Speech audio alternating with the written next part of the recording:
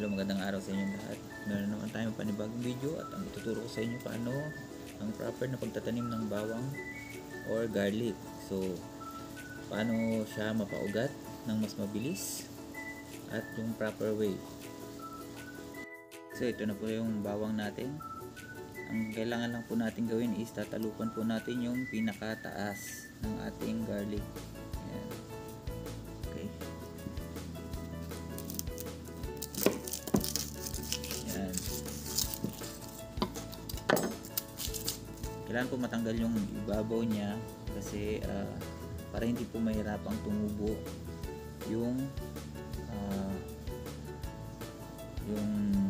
leaves niya, para hindi po siya ma-stuck at mas mabilis siyang musbong. Ayan po. Then ang next po natin ay kailangan po natin ilagay siya sa isang baso or kahit anong container na maliit na pwedeng pagkasyahin yung sukat ng garlic natin. Ito na pala yung garlic natin. Ayan. Ang kailangan lang natin ay lagayan na pwede siyang lagayan ng tubig. Kailangan po natin siyang stick. Tutusukin lang po natin siya dito magkabilaan. Ayan.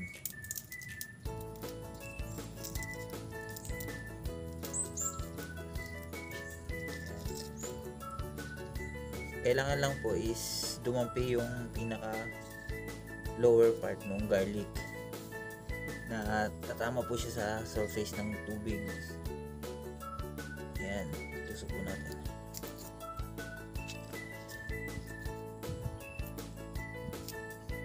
Ayan. Ayan, kailangan po dumidikit po siya sa tubig. Ayan. Ayan.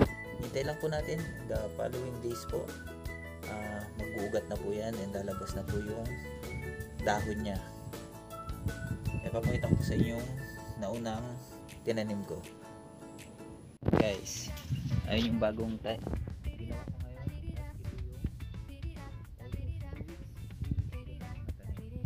Yan. So ito, pwede ko na siyang ilipat.